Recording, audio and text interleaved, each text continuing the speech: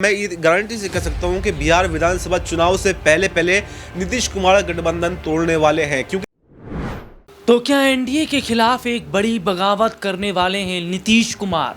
क्या एनडीए का साथ छोड़ने वाले हैं नीतीश कुमार? और एनडीए से अलग नीतीश कुमार क्या अब उस पायदान पर चलने के लिए तैयार हैं जिस पर बहुत पहले से मन बनाया जा रहा था, यानी कि इंडिया गठबंधन के साथ चलने को लेकर? और आखिरकार बाबा साहब भीमराव अंबेडकर के अपमान पर नीतीश कुमार की चुप्पी, भारतीय जनता पार्टी के कई बड़े बड़े मंत्रियों की चुप्पी क्या कहती है?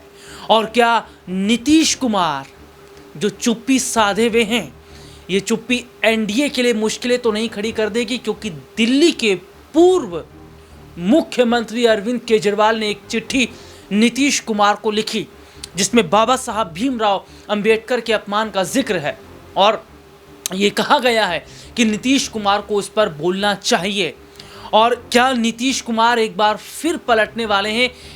तमाम इन बिंदुओं पर आज हम विस्तार से बात करेंगे और इस पर हमारे साथ बातचीत करने के लिए मौजूद है हमारे खास सहयोगी अब्बास भाई बहुत बहुत स्वागत है इस प्रोग्राम में सबसे पहले तो आपका।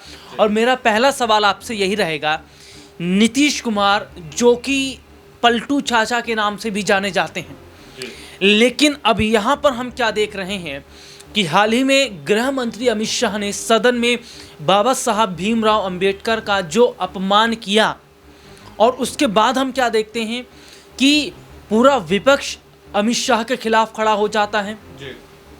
पूरे विपक्ष जो है अमित शाह से माफ़ी मांगने की बात करता है, लेकिन इस पर हम देखते हैं कि जहां भारतीय जनता पार्टी के कई बड़े चेहरे अमित शाह को बचाने उतर आते हैं, प्रधानमंत्री नरेंद्र मोदी को बचाने आते हैं, लेकिन बहुत सारे ऐसे चेहरे उनकी सहयोगी पार्टियां हैं जिन्होंने अमित शाह से खुद को किनारा किया, और उन्हीं में नीतीश कुमार की भी बात हम कर रहे हैं। और बिहार में अगले साल बिहार में विधानसभा के चुनाव होने वाले हैं, और बिहार में भी दलितों की अच्छी खासी आबादी है, और नीतीश कुमार की क्या चुप्पी ये बता रही है। और जो खबरें राजनीतिक गलियारों में चल रही हैं कि एनडीए का साथ छोड़ देंगे, एनडीए से अलग हो जाएंगे, और एनडीए से अलग होते हैं नीतीश कुमार, तो क्या इसका बहुत बड़ा नुकसान फिर केंद्र की सत्ता को होता नजर आएगा? जी बिल्कुल, आपने बताया है कि अरविंद केजरीवाल ने एक चिट्ठी लिखी है और नीतीश कुमार को, और ये चिट्ठी सिर्फ नीतीश कुमार को नहीं लिखी है बल्कि अरविंद केजरीवाल ने ये चिट्ठी नीतीश कुमार के साथ में चंद्रबाबू नायडू को भी लिखी है। और ये एनडीए के दो सबसे बड़े सहयोगी दल हैं, सहयोगी दल सबसे बड़े हैं, और इनके पास नरेंद्र मोदी की सत्ता गिराने की ताकत रखते हैं। यानी कि एनडीए की अगर बहुमत की बात करें तो एनडीए के पास इस बार 292 सीट जो हैं वो लोकसभा में हैं, जबकि बहुमत के लिए 272 सीटों की ज़रूरत होती है। यानी बहुमत से कहीं 20 सीटें ज़्यादा जो हैं एनडीए के पास में इस बार हैं। लेकिन अगर हम बात करें तो नीतीश कुमार के पास 12 लोकसभा सांसद हैं, और जबकि चंद्रबाबू नायडू के पास में 16 लोकसभा सांसद हैं। अगर इन दोनों को भी जोड़ दिया जाए तो 28 सांसद बैठते हैं, और 28 सांसदों का समर्थन अगर वापस ले लिया जाता है तो एनडीए की सरकार अल्पमत में आ जाएगी। तो ये कहीं ना कहीं एक बहुत बड़ा रोल जो है इनका सरकार बनाने में रहा है, और अगर ये अपना समर्थन वापस लेते हैं तो सरकार गिरना तो तय है। और इसके साथ में आपने देखा कि एकनाथ शिंदे के पास में भी 7 सांसद हैं, और एकनाथ शिंदे भी इसी मौके की तैयारी में बैठे हुए हैं कि कब मुझे कोई विकल्प मिले, कब कोई मुझे विकल्प दिखे और मैं महायुति से बाहर आऊं, क्योंकि उनके साथ में कहीं ना कहीं जो है बीजेपी ने विश्वासघात किया। जी मैं एक रिपोर्ट मेरे पास है, मैं जरा उसको थोड़ा सा पढ़कर बता दूं अपने दर्शकों को कि कैसे बिहार में बहुत बड़ा सियासी फेरबदल होने वाला है। सुनिएगा जरा कि भाजपा के जो प्रदेश अध्यक्ष हैं दिलीप जायसवाल, उनके द्वारा नीतीश के नेतृत्व में चुनाव लड़ने का एक बयान अभी हाल ही में जारी हुआ, और उसके बाद वो अपने बयान से पलट जाते हैं। जी। ये देखने को मिलता है कि वो फिर ये नहीं कहते कि नीतीश कुमार के नेतृत्व में चुनाव लड़ा जाएगा, और सीधे सीधे तौर पर अपने दर्शकों को बता दें कि बिहार में सीएम चेहरे के लिए ऑलरेडी गिरिराज सिंह काफ़ी ज़्यादा छटपटा रहे हैं। ये बीजेपी के अपने नेता हैं, लेकिन क्या गिरिराज सिंह को बीजेपी सीएम बनाएगी? लेकिन सबसे बड़ी बात, बाबा साहब भीमराव अंबेडकर का बहुत बड़ा मुद्दा है, जो अपमान अमित शाह ने किया है, इस पर बीजेपी में दो फाड़। अब्बास भाई, ये बहुत बड़ी कहानी है, क्योंकि नीतीश कुमार, चंद्रबाबू नायडू और बीजेपी के अपने बड़े चेहरों में बात कर लेता हूँ, नितिन गडकरी हैं, ज्योतिरादित्य सिंधिया हैं, स्मृति ईरानी हैं। ये तमाम ऐसे बड़े चेहरे जो खामोश हैं, इनकी खामोशी क्या बीजेपी के लिए मुश्किलें खड़ी कर रही है। और ख़ास तौर पर बिहार पर इसलिए भी हम जोर दे रहे हैं क्योंकि बिहार में जो विधानसभा के चुनाव होने वाले हैं, उस चुनाव से पहले दलितों के अपमान का जो मुद्दा है उसका नीतीश पर फर्क पड़ेगा, क्योंकि वो एनडीए का हिस्सा है। और विपक्ष इस पूरे मुद्दे को उठा रहा है कि भैया एनडीए का हिस्सा है नीतीश कुमार, और अगर अमित शाह ने अपमान किया तो नीतीश कुमार ने भी अपमान किया है।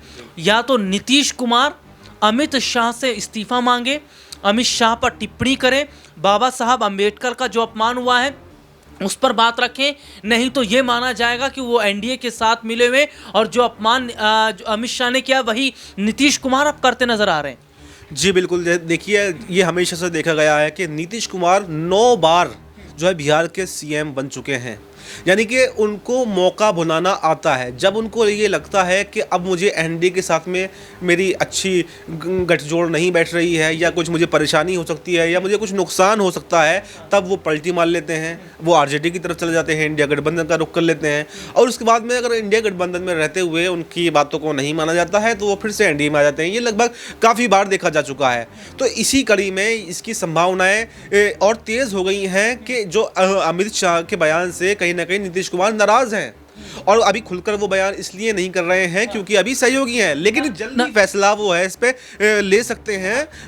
नाराज है तो क्या एनडीए से गठबंधन तोड़ सकते हैं? क्योंकि बहुत बड़ा प्रेशर फिर नीतीश कुमार पर भी है, क्योंकि बिहार का विधानसभा चुनाव जीतना है, सीएम कुर्सी को बरकरार रखना है। सीएम कुर्सी तभी बनी रहेगी जब वोट मिलेगा, और वोट तो तभी मिलेगा जब आप बाबा साहब पर बात करेंगे। जी, ये बिल्कुल आपने सही कहा कि वो बहुत जल्द इस चीज़ का फैसला ले सकते हैं कि बिहार, मैं ये गारंटी से कह सकता हूं कि बिहार विधानसभा चुनाव से पहले पहले नीतीश कुमार गठबंधन तोड़ने वाले हैं। क्योंकि जैसे अभी आपने एक जिक्र किया था दिलीप जायसवाल का, जो बीजेपी के प्रदेश अध्यक्ष हैं बिहार के।